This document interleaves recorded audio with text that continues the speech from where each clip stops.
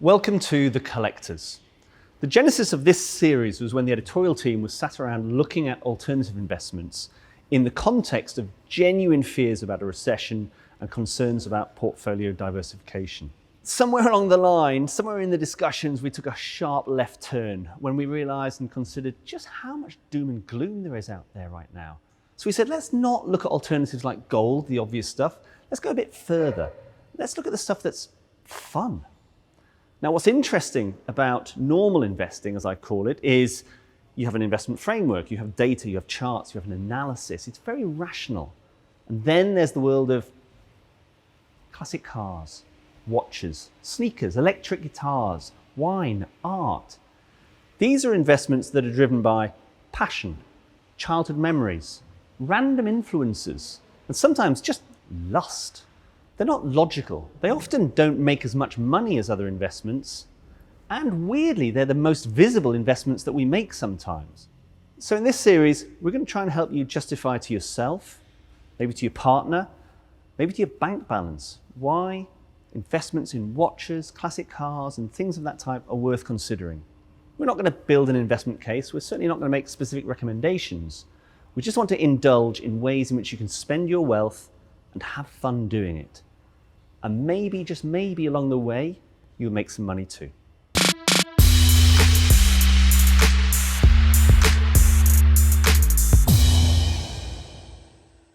Oh my, this is a beast. I mean, this is a real beast. Talk to me about this one. So what we've got here is a Ford Mustang. This is a original Shelby built GT350. So straight from the Ford factory to Carroll Shelby himself for tweaks, upgrades. You know, it's the ultimate Mustang in my opinion and many around the world. And it's got the race colours. Did this actually race? Or is that just a tricksy paint job? Yes, well obviously lots of these came with the stripes and the colour scheme, but this particular car is a period race car. This car has been on the racetrack since the day it left the factory in 1966. It went straight to Hayward Motor Company and then straight onto the circuit. So this is authentic, although not original in the sense of how it left the factory at Ford. Sure. It is authentic to period. So this literally raced in the 60s. That's its true provenance. Yeah, the first owner raced it all the way up until 1975, and then it was raced by its second owner for a further 10 years.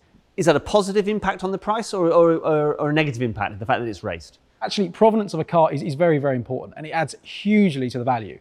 Finding where the car's been throughout its life, whether it's been in a movie, whether it's been raced, or whether it's had celebrity ownership, all of those things really add to a car's value. So it's not just the car itself, it's those other factors around it that can impact its value. It's the story, you know, you haven't just got a car. I mean, lots of people do believe the car enthusiasts, these cars are more than just a car, and following its life, its story, really adds to its value. And this era, this was all about the big engine, wasn't it? This is about the bigger the engine, the Detroit muscle cars. Yeah, and it's an era that's dying out. You know, we've had modern equivalent muscle cars, we've got modern Mustangs, but this big engine, unnecessarily big engine, and big car is dying out. You know, we're now looking towards electric. So these are collectible as they are. Even the later car is going to be collectible because it's something we're not going to see over the next 10 years. Half the reason I would buy a car like this is just the exhaust note. The exhaust note alone has seduced me. There must be all sorts of strange factors like that that come into buying things like a Detroit muscle car. I think that's very true. It's an experience you don't get with any other car. They don't handle the best, they go incredibly well, and they make loads of noise. And I think we can all say as car enthusiasts or collectors in the future that that is what we like and what we enjoy.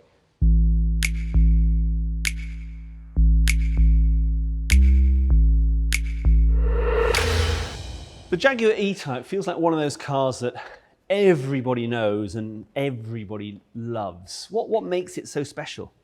I think there's a number of factors. It was exported all around the world. Okay. It was popular in period, so there's lots of them around. You do see them. They're a classic you do see on the road, and equally they're very drivable and very usable. So they're a classic you can buy, you can own, and you can use it and not have to worry about it too much. And this feels like one of those cars that's kind of crossed over into popular culture. And for me, there are certain cars like there's the E-Type, the Porsche 911, but even the Volkswagen Beetle, the 2CV, Citroen 2CV, those are all cars that it feels like everybody knows and appreciates. And is that part of what makes them so valuable? I think that's exactly right. I think as we say, there's always someone who will buy an E-Type. Yeah. Everybody knows about them. Even people who aren't into their cars, people who aren't into their classic cars, everybody knows what an E-Type is. They're completely timeless. I mean, we think back to Enzo Ferrari, who owned Ferrari, and he called this the most beautiful car ever made. It's very cliche, but it's very true. And what is it that makes it special? They're usable. The styling at its time was completely unique, very aerodynamic, and it was designed from the earlier C and D types. It was a race car for the road, similar styling, similar features, and great performance. And also very beautiful. This is white with a red interior. To me, that feels so 1960s. It feels so of the era. Those period colours, is that something that people look for? There's cars and colour schemes and features that you don't just get now. So not looking at the colours, but even the features, the way trims are finished, the way the car is finished, the chromes. There's lots of features that you can't get on modern cars anymore. And a car like this, the colour scheme, the leather, everything is totally unique and, as you say, very much of the period. The other thing with the E-Type is it can very easily convert them from left to right-hand drive. So the market is global for them. You can have a left or right-hand drive, no matter of build numbers, and you can convert them. Are the E-Types now getting to the point where they are beyond reach? It feels like the acceleration in their price is taking them to the very highest levels of affordability for a lot of people. One of the most exciting things about the E-Type is the variants. You've got both Series 1, 2 and 3. So a Series 1, as you see here today, a 3.8, very valuable. The early examples are rarer. As you get through the later models, the prices change and they do slightly go down. So they're accessible on a scale, but equally the top-end cars are very, very collectible. And that presumably gives a halo effect for all of the others. So I can still be part of that E-Type world without necessarily paying top dollar. You can be immersed within it, immersed within that classic car world, and you haven't got to spend that top money.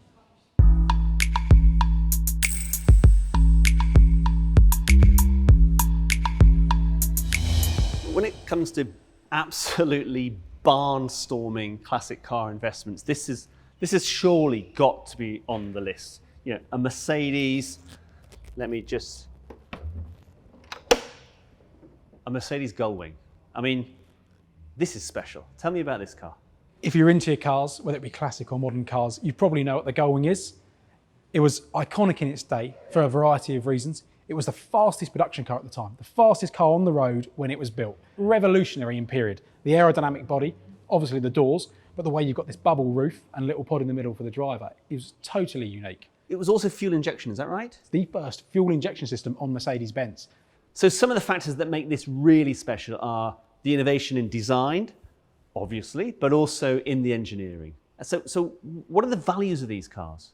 Well, these cars vary depending on condition, depending on who restored them. Restoration is very important on these cars. So who restored them is as important as having it had been restored? Knowing what you're doing, the finer details. When you've got a car of this value, of this rarity, they need to be restored correctly. And it's down to the very final details, your stitching, your trim, your finishing on your suspension. Everything has got to be just right. Am I correct in saying that a Mercedes recently broke the record for the price of a classic car? So this is the road car, but the race variant, which is the 300 SLR, which is a roofless version of this, completely built for track, sold for over $100 million US. Okay, so it's $100 million for the race version. This is my affordable version. So for this, the road version, I'm assuming it's not as expensive. Not quite as expensive, but still quite pricey. Depending on the factors we've spoken about, condition, restoration, quality, we are looking anywhere between 1 and 1.5 million US. Okay, so that's expensive, but this is one of those cars that most people feel is just going to keep on going. Yeah, there's nothing like it, and there won't be anything like it ever again. It is completely unique and of its era, leagues above lots of other cars that were being built at the time.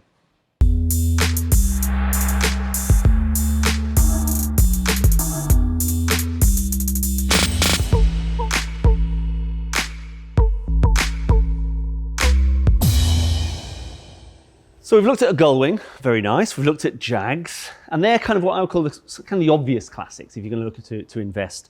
So what I wanted was to look at stuff that's a bit off the radar, and because it's off the radar, I think it's a little bit more interesting. Yep. But you've bought me this. I mean, this looks like a family saloon to me. Yeah, well, it is a Nissan.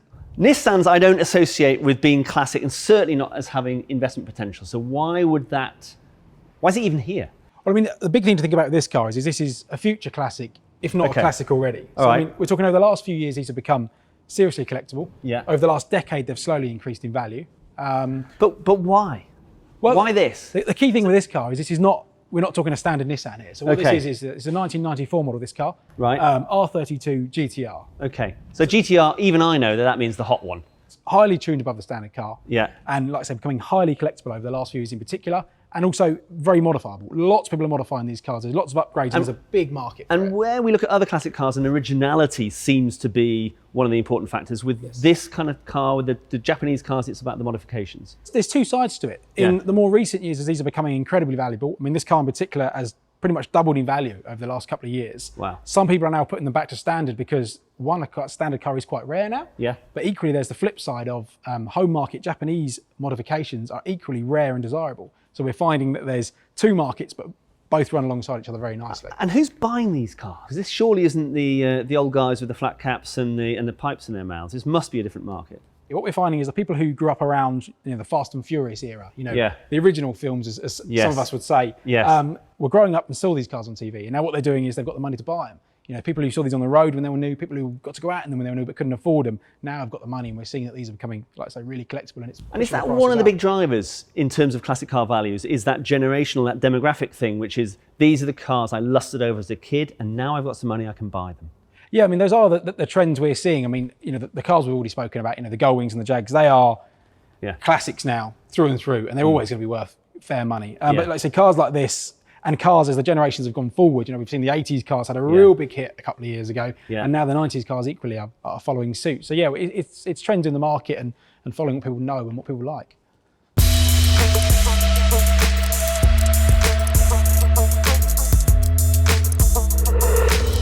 This to me looks very similar to the Mercedes Gullwing you've just showed us.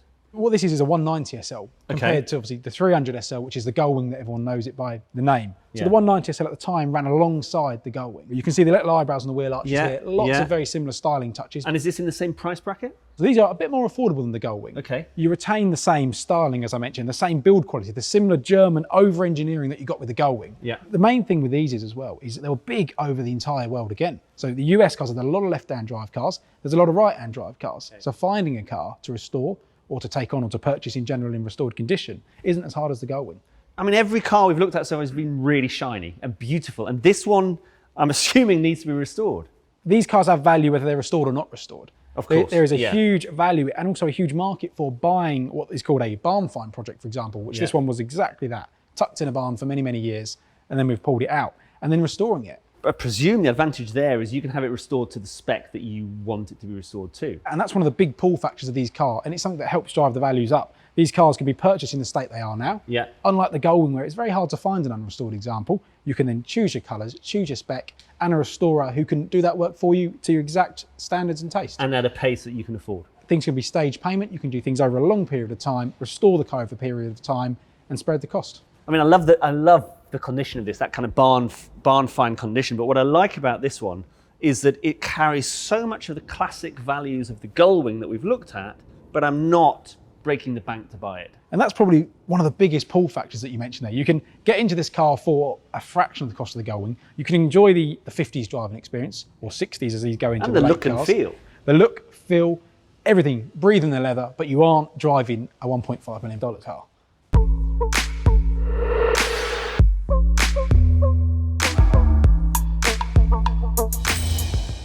This car feels like it's screaming for attention in that bright yellow livery, and yet it's not an obvious choice, is it? It's still a little bit off the investment radar. The Lancia Integrale is something you might not think of straight away. Lots of people, if you're not immersed in the car world, may not know what it is. But it's a car that is absolutely dripping in pedigree, rally pedigree, and it's something that's very special, very unique, and has a great history. I remember seeing these as a kid on TV shows, rallying, but also winning. Yes, that's the biggest thing with Lancia. They're not around anymore. And their pedigree of winning races, rallying races, was phenomenal. They were unbeaten. Their cars were the best at the time. And yet it looks like a little hot hatch with 4 doors. It was practical. I mean, this, of course, is not a race car itself. This is the road-going version. But yes, it's practical, it's fast, it's four-wheel drive. You've got 5 seats and 4 doors. That boxy shape very much epitomises that era. And I suppose that also adds to its appeal.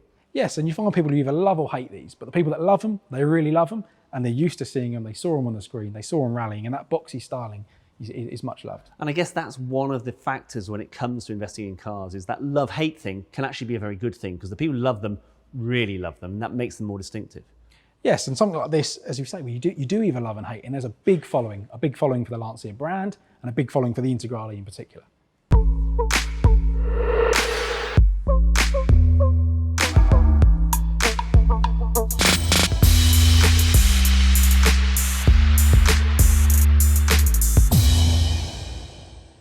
So we're talking about entry-level classic car investments. What have we got here?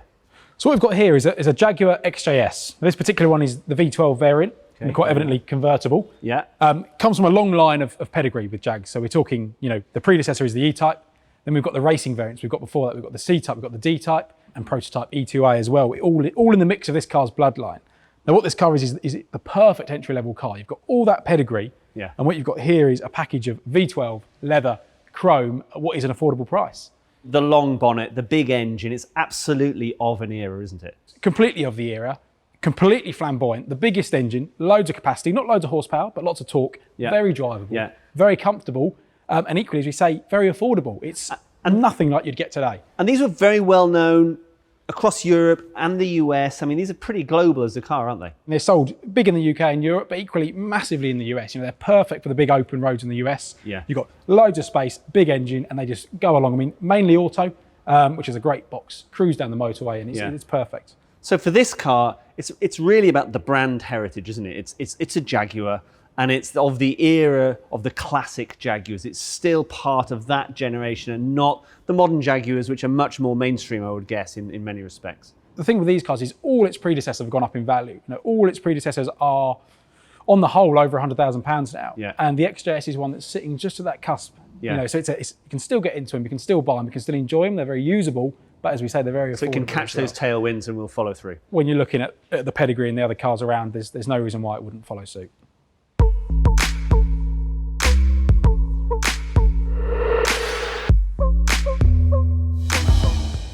I love these. I mean, Lotus Elise is one of the cars I absolutely adore. But tell me a bit more about them, because you know far more than I do. Yes, I mean, we're starting obviously with the Series 1. Okay. Iconic British sports car. Yeah. And redefining sports cars really at its time of launch. I mean, the Series 1 saved Lotus. They sold huge numbers of the cars. And over time, they've made various different examples of them, different engine specs, but the fundamental car is the same. This is like a roller skate with an engine. I mean, this is an amazing sports car, as you say, and true to the Lotus tradition of lightweight, amazing handling. I know that they have a fantastic pedigree, and that's one of the great brands, Lotus, is it not? Yes, and these are totally unique. I mean, at the time of launch, they were even more unique. You've got an aluminium tub chassis. You've got the lightweight fiberglass body, as you say, completely true to what Colin Chapman wanted back in the day.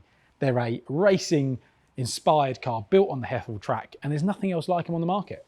So this is where we start. So this is the Series 1. So I assume it has value just because it's the first in the line. It's the Series 1. But this is the Series 2, isn't it? Yes, this is the Series 2. Now, the Series 2 is coming up a whole load of variants once again. Lotus tweaked and changed the cars, and it's what makes them so special. Yeah. They're, for many years, been a unique brand, and these cars are completely unique. Every year has a different change. Every year has a different tweak, but it's what makes them special and rare.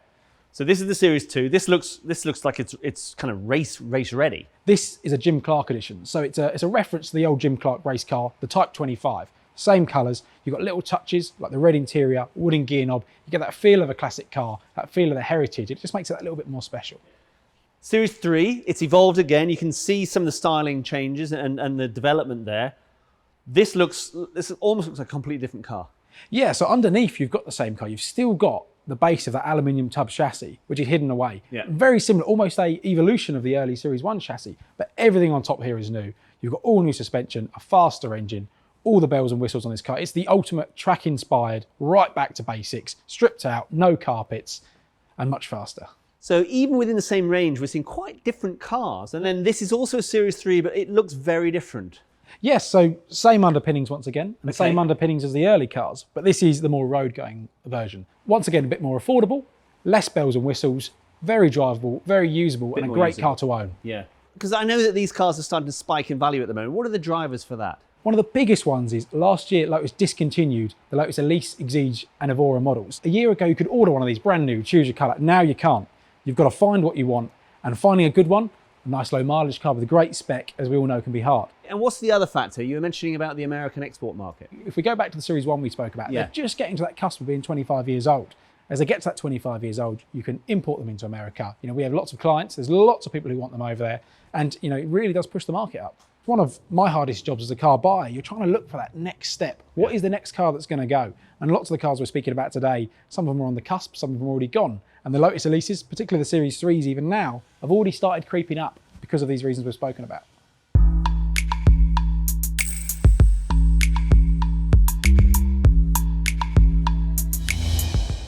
Now I know what this is. This is a Ford Escort, and the reason I know that is because my dad had one. This is literally a car of my childhood. So apart from the fact that I am very old, talk me through why this is now a classic. Well, I think, to be honest, you touched on the main point there, and it's what you hear a lot, is that people grew up in the back of these cars, being driven around downtown, down to school. So a lot of it is about childhood memories. A lot of it is personal associations and rekindling some of that from your past, I guess. Exactly that. I guess a lot also just rusted away. So many cars rusted away, so many were scrapped. There was a point where these were worth very, very little. We're talking hundreds of pounds at some stage. You could pick up a Mark I Escort. So people just got rid. Exactly, we got rid. They either got scrapped or they went banger racing, and we lost a huge percentage of these rare cars. So that brings an intrinsic rarity. And then I guess you mentioned the RS2000. There are the limited editions or the hot versions that start to become more special. So obviously you've got the RS2000s and you've got the Mexicos as well, which are probably one of the most well known. Now, once again, limited production numbers, less cars made, less left, as we've previously touched on, once again drives up the value and the rarity. They're collector's items. There's not many left. People know them, they're poster cars, and that's why they're so valuable. And one of the things for me, I mean, this is a very English car, but I guess that dad factor, you know, the car my dad had, the car I grew up in, the car I sat in the back seat of, that must be a factor in all markets. That must be something that's prevalent emotionally for collectors all over the world. It runs through, as you say, all markets. I mean, in the UK, as you mentioned, I mean, the Escort is pretty iconic, I think, to most of us who have seen people in them, grown up around them, seen them on TV in old movies, or as I said, been in the back of one when you're younger. But yeah, across markets, you're going to have that car that someone your granddad owned or your dad owned that is going to add value, and you're going to want it when you grow up.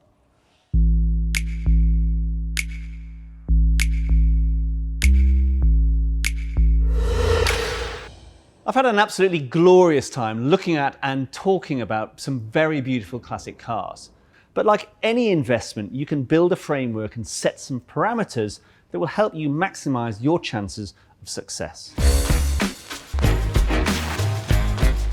So what should we be looking for if we're investing in classic cars? Well, one of the first things to think about is model significance. How significant is it in terms of design, but also in terms of its engineering? Next, think about the brand heritage. What you really don't want to be is in the middle. You want to be very well known with very, very strong heritage, or really quite rare and special because of that. Another big factor is the styling. Is it beautiful? Is it bold? Is it outrageous? We buy with our eyes very often in the car market, so the styling is an incredibly important factor. The history of the particular car that you are looking at is also very important. Has it raced? Do you have history? Do you have photos of it racing? Has it had a celebrity owner? Can you prove that? These are all factors that can help push up prices. How rare is the car? Was it built in large numbers or small numbers? Are you looking at a limited edition? Are you looking at a special edition? Is it the first or the last of the line? These are all factors to consider. Finally, do you love it? Does this car make your heart sing? Do you want to sit in it? Do you want to drive it? Do you just want to go into your garage and look at it? Because if you do, that's probably the best investment of all.